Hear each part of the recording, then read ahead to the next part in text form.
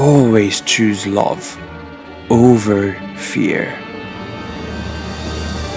In the heart of West Asia lies a land that's extremely misunderstood and has to bear the burden of misconceptions.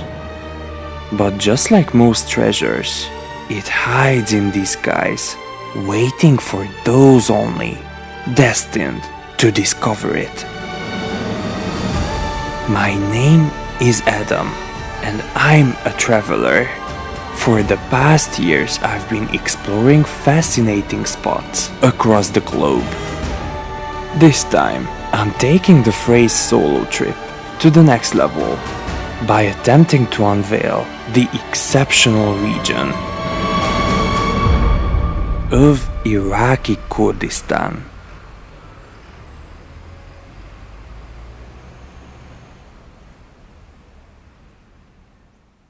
But why on earth would you travel to Iraqi Kurdistan? That is what most people were asking me. I was looking for the right way to tell this story, and now I'm finally here, talking about possibly the greatest adventure of my life. Everyone knows the tough past of this area. However, just like anywhere else, it does not define the people. So I knew I had to go to get another point of view of this story. I found myself at the airport in Istanbul after a long delay. I don't think I'd ever question my decision so much before departure. But who else would do this trip if not me? So in the end, I boarded the plane, and there was no turning back. With all of my courage, I was flying towards the northern part of Iraq, on the path of the rising sun.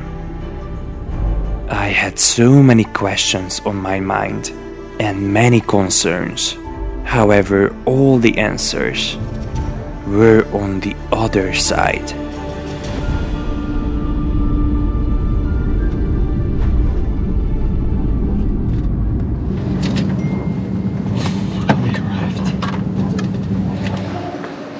No feeling like landing in Iraq. Erbil is the capital and largest city of Iraq's independent Kurdistan region. It's claimed to have existed since at least the 5th millennium BC as part of Mesopotamia, and this wonderful city would serve as my base for the next few days. It's 7:30 a.m. right now, and I left for the airport yesterday at 6:15 p.m. But to be honest, I don't care anymore. Let me show you why. So I've got the Iraqi Kurdistan stamps in my passport. I never even dared to dream to have such stamps in my passport.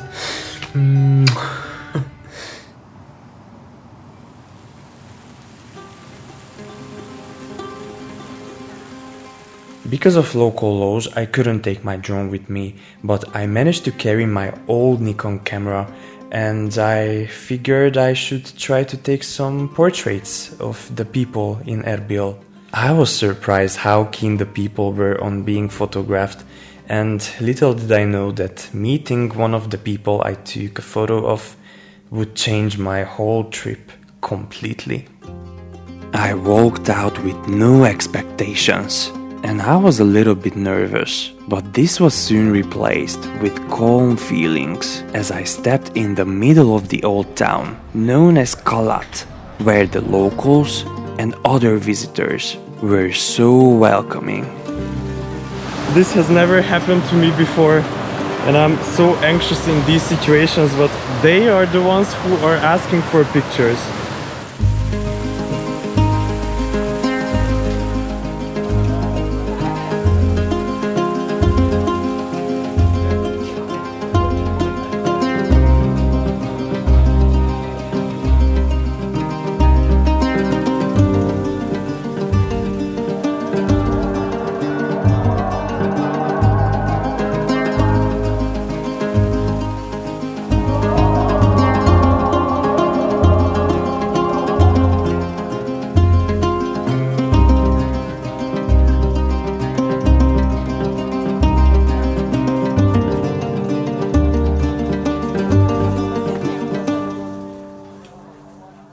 I made friends with a boy named Abbas from the federal port of Iraq, from the capital of Baghdad, and he was so concerned about me being alone that he immediately wanted me to join him. It turned out we are the same age, we share common interests. What we didn't have, however, was a common language. But it was not a problem, we were using Google Translate all the time. So anyway, there we were, exploring the city together. Trying the local cuisine is mandatory in the city. And sharing it with a new friend is also highly recommended. So much food. Shukran.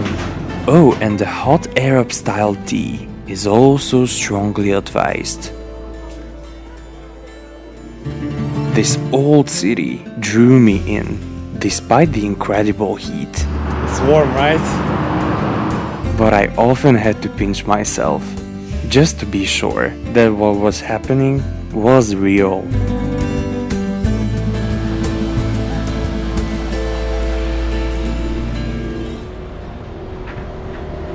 Walking here feels so unreal. I'm thankful I made it.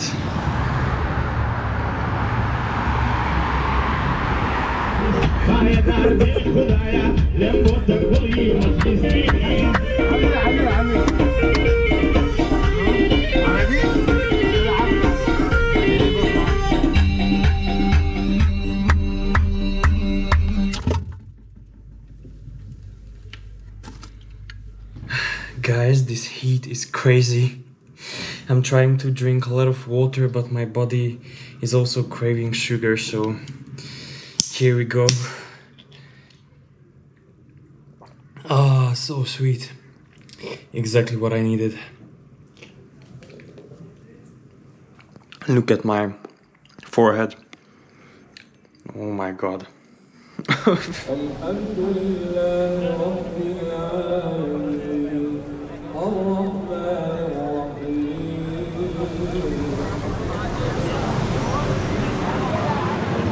Communicating via Google Translate works out.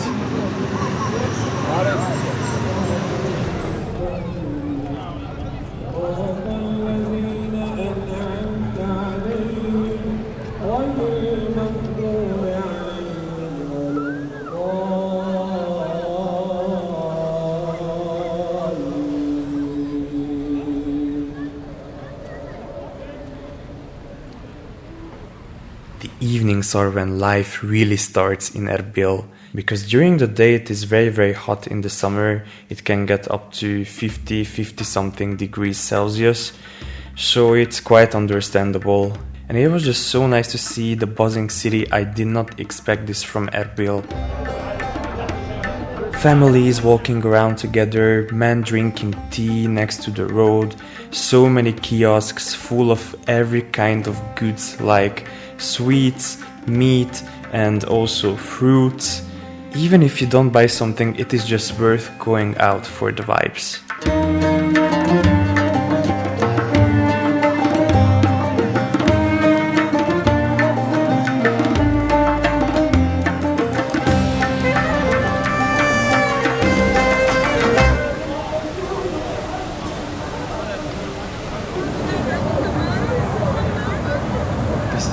The city's nightlife is definitely worth it. This is what I call a real Middle Eastern wonder. It just feels so cool.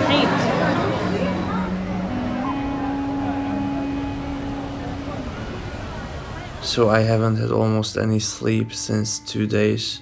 I can't even talk anymore, but let me tell you, I'm so happy. Anyways, guys, see you tomorrow.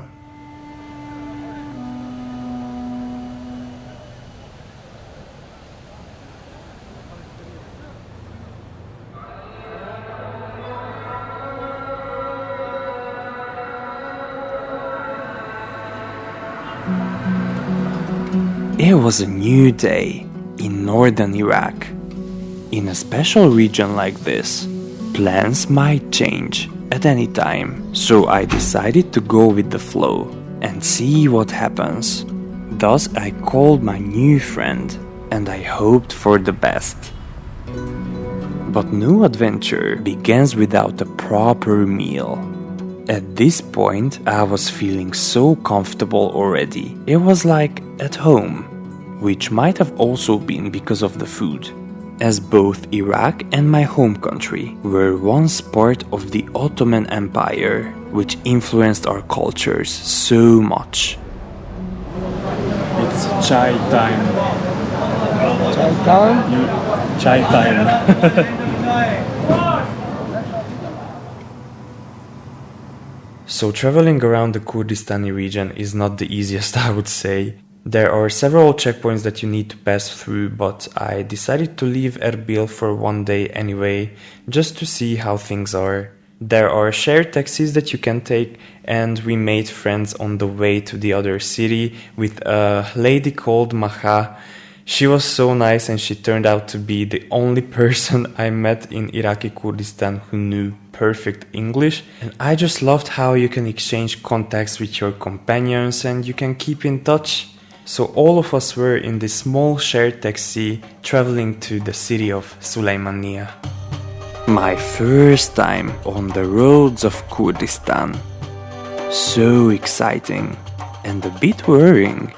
But I was trusting my guts as we were driving towards the second largest city of the region, called Slemani in Kurdish, where this route through the bold hills and desert-like valleys took us.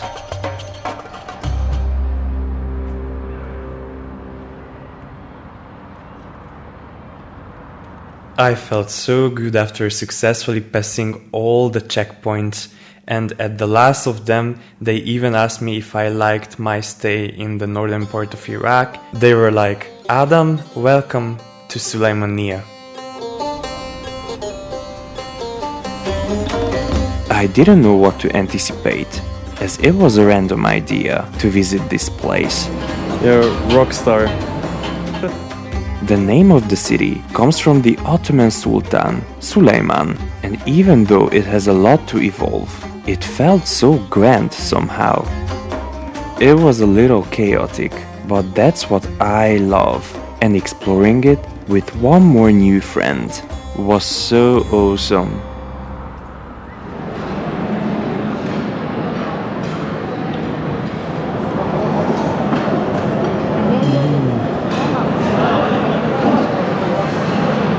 So all of this is for us? Anything you can eat. Good. Do you know what this is? This is amazing. It's so good.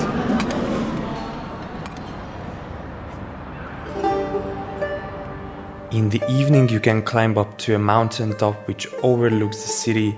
The views were absolutely majestic.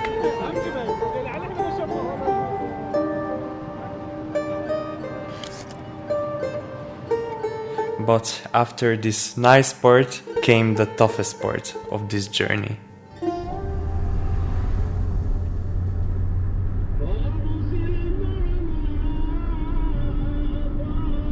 So on the way back to Erbil, our taxi driver messed up the route and we ended up in a region which was apparently not part of the northern part of Iraq, Kurdistan. I was so nervous because my visa was only valid for the Kurdistani region, but luckily enough they didn't want to cause me any trouble. The problem was with our lady companion's documents. To this day we don't understand what the problem was, but they made the taxi turn around. So there we were with my friend Abbas in the middle of nowhere at a checkpoint between military members without a vehicle. You can't imagine the stress I was feeling there. We were waiting for hours and hours, and in the end the border police decided to be nice and they called another taxi from Erbil who then took us back to the city and we were safe and sound.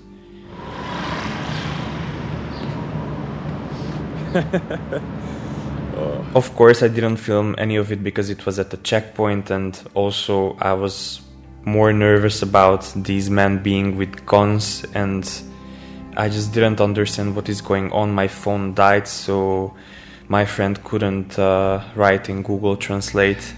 It was a whole mess. I was so furious. But looking back at this whole thing, I think I needed to experience this because I needed to realize where Kurdistan and Iraq are currently at, and also I needed to realize how lucky we are here in Europe, where you can just travel freely. Do you realize what this freedom means for us?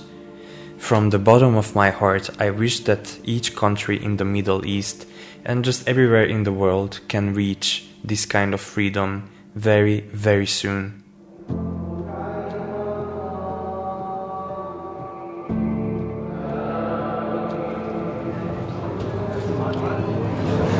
Another super warm day in Iraqi Kurdistan.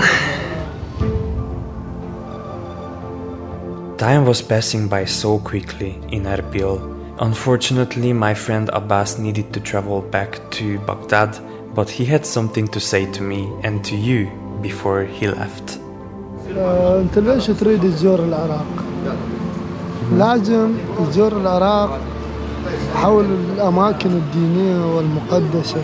الأماكن الدينية والمقدسة في العراق في المحافظات توجد هناك أماكن دينية ولكن بقلة. في محافظة النجف هنالك قبر للحسين عليه السلام.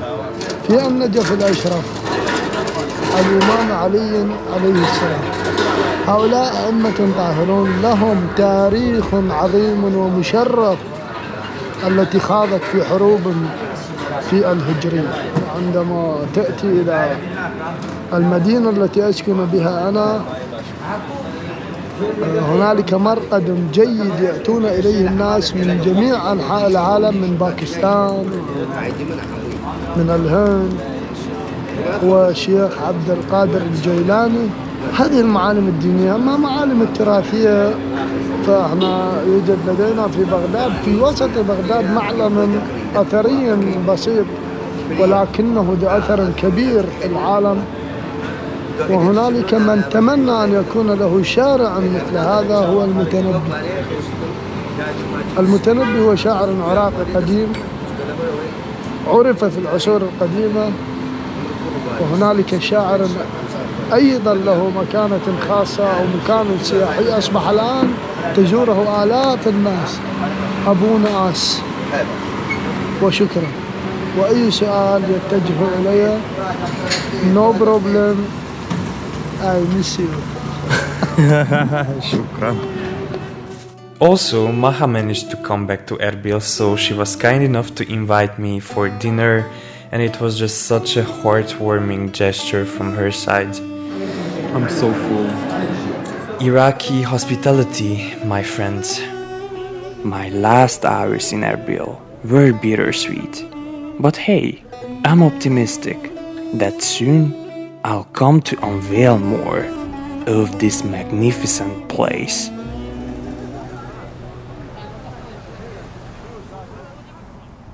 Every adventure comes to an end, but for me, the end of this one was the beginning of seeing the world in a completely different light. I still cannot believe that I visited this intriguing region on my own. But well, I wasn't really on my own because I had my new friends making sure I was having the best time possible and taking care of me. If you ever consider visiting Iraq or the northern part of Iraq, don't think of the difficulties you might face there, but think of the amazing people you might meet. It's strange how fast one's perception of a place can shift. Just one connection may permanently tie our hearts to a country. That is why we should always choose love over fear. Because only love can bring us people closer together.